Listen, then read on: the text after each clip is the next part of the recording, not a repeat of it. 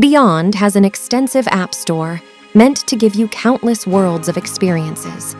Each one promises a unique world like you've never seen before. These experiences are nearly indistinguishable from reality. Cirque L Labs vets each game for quality control and compatibility. You won't need to worry about sensory data getting compromised and hijacked. We guarantee one-way data transmission on every experience. This procedure may not be covered by all insurers, Medicare, or Medicaid. Please consult your psychiatrist before trying Beyond. I woke up to a soft chime and a slight vibration in the back of my skull. Beyond was not shy about letting me know that it was still inside me, even though its overlay was deactivated. The novelty of the device... it was still there. I had to ask myself, was bodily autonomy worth the stimulation? Was boredom so bad that I had to trade my free will for...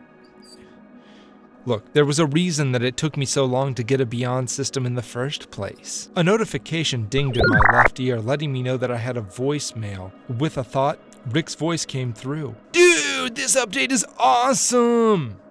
They really buffed the zombies with this one. I'll see you at work. I wasn't even sure if I'd put on the overlay today. I was still overwhelmed by yesterday's virtual adventure, and I was not at all over the trauma inflicted from yesterday's events. Initially, I was caught between keeping control and the advantages of giving in. I'd always been an independent person, but being able to go off into a fantasy realm and get paid to do it, it seemed like a no-brainer. Ultimately, I decided I needed a rest. Yesterday was enough for me. I needed a break from the stimulation, or else I might become dependent on it. I've heard about Beyond addicts.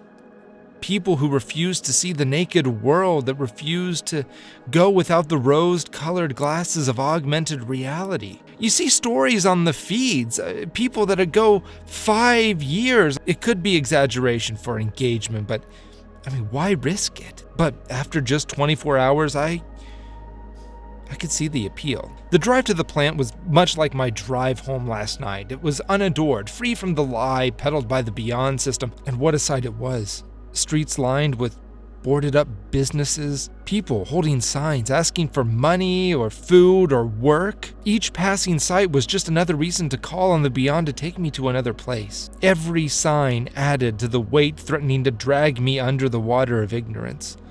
It really was bliss. These thoughts made my trip go faster. Before I knew it, I was at the factory. Staying in my car wasn't getting my work done. So I pried myself from this metal mall, making my way into where I would spend the next 10 hours. As I settled into my station, a chime in the back of my skull notified me of yet another voice message. It wasn't like I saw a text, but I just knew it was from Rick. I lasted 2 hours before the boredom got to me, and Monster was looking better and better. Anything to vanquish this soul-crushing boredom, I would have too, if it weren't for the unmistakable scream of utter terror. This drew my attention, but what I saw made my blood run cold. Becky was on the ground, her face getting clawed at by someone I didn't recognize. His uniform suggested that he was from QA, but this intruder, this attacker, had unfocused eyes. Eyes that I knew meant that he was knee-deep in the Beyond system's augmented reality. Becky's screams faded into convulsive gurgles. There was a split second where I thought that this was an overlay from the Beyond system.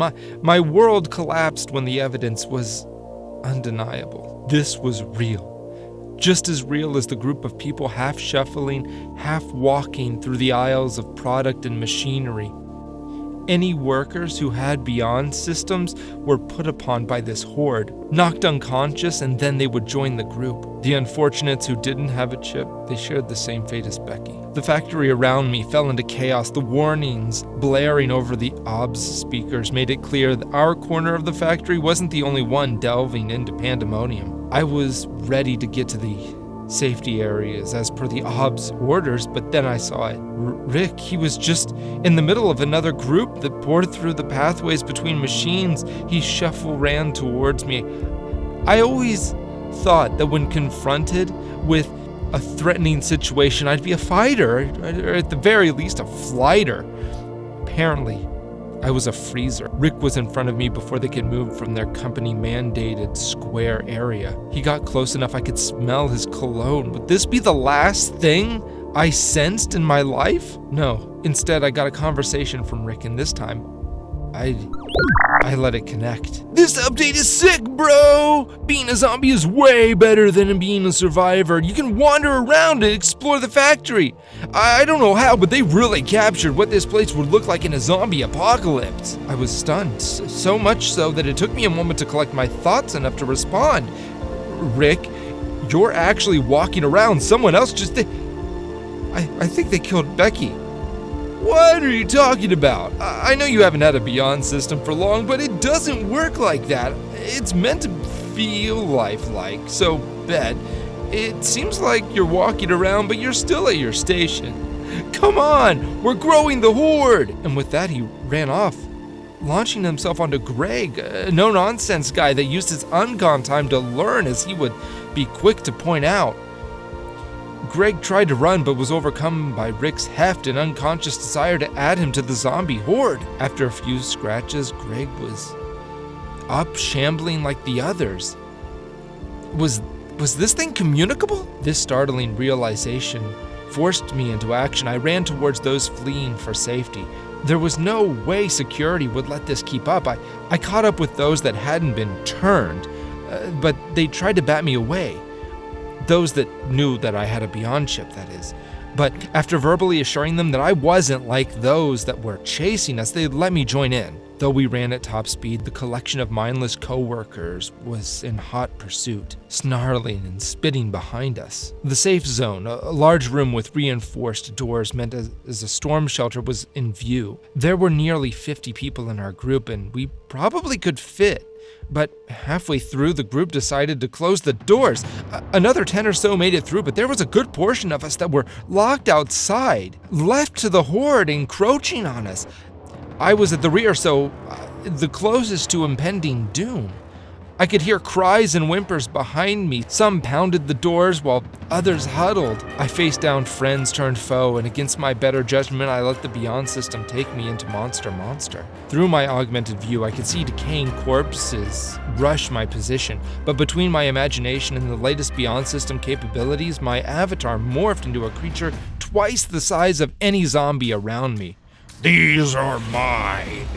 Apparently, as a zombie, we had near instantaneous communication with any other members of the horde. As such, they respected my avatar's authority and backed off. After a moment, they ran to my right, probably off to find other survivors. I could see what they did. Survivors in bright orange gradients visible through walls. When I looked behind me, I could see those unaffected had two shades, one with a white and orange gradient and the other with a green and orange gradient. Those that had name tags above their heads, it was clear that these were others in the Beyond system that could be infected. It took a little time for the group to realize the immediate danger had passed. I let them know I could see where potential dangers would be and took the lead. In the back of my mind, I reached out to our internal OBS system to see where the nearest secure location was. It lit up a mini-map over Monster, helping me guide my flock to safety. I also checked to see if there was an outgoing request from our internal OBS, but there was nothing. When I tried to request for help, I was met with an access denied notification. Apparently, I needed to get to a secure node to verify my identity. Whether it was dumb luck or somehow my appearance to the other zombies kept them at bay, our journey to the safe zone was uneventful. Everyone comfortably fit into the space, a break room with no windows. We locked the doors and piled a few tables as a barricade just in case. Aside from a few shamblers who looked in, saw my avatar and rushed away, nothing crossed our window. With the lull, I felt comfortable contacting the local node and sent a report to law enforcement. It didn't feel like they were at all interested in responding. All we could do was hunker down and wait. We did, at least 30 minutes until we heard sirens.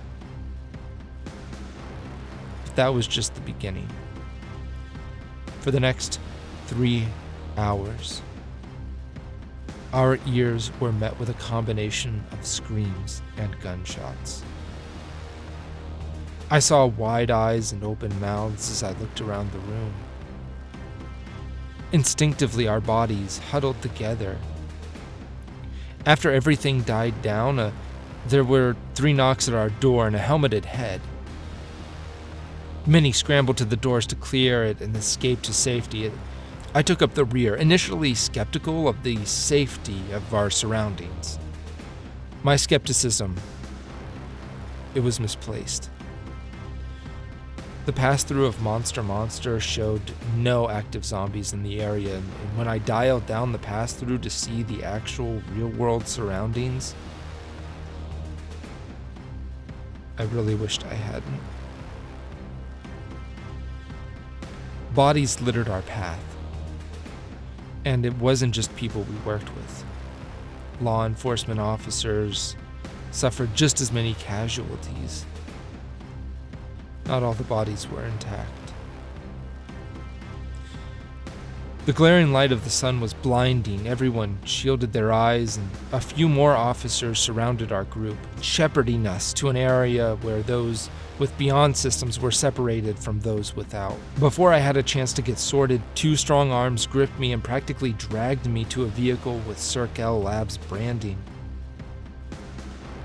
Inside, my body was strapped to a gurney, and several leads were attached to my body. "Relax, sir. We need to interview you about this incident."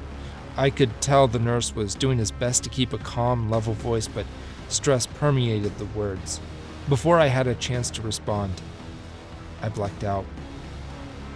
Oh man, that was a fun one. I hope you enjoyed it, and I hope this maybe was a bit of a view into our future. If you want to try to go to sleep, try checking out one of these sleep meditations on the left.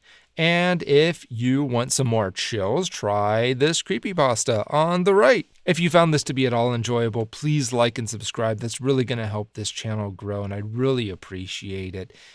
Sleep well, everyone.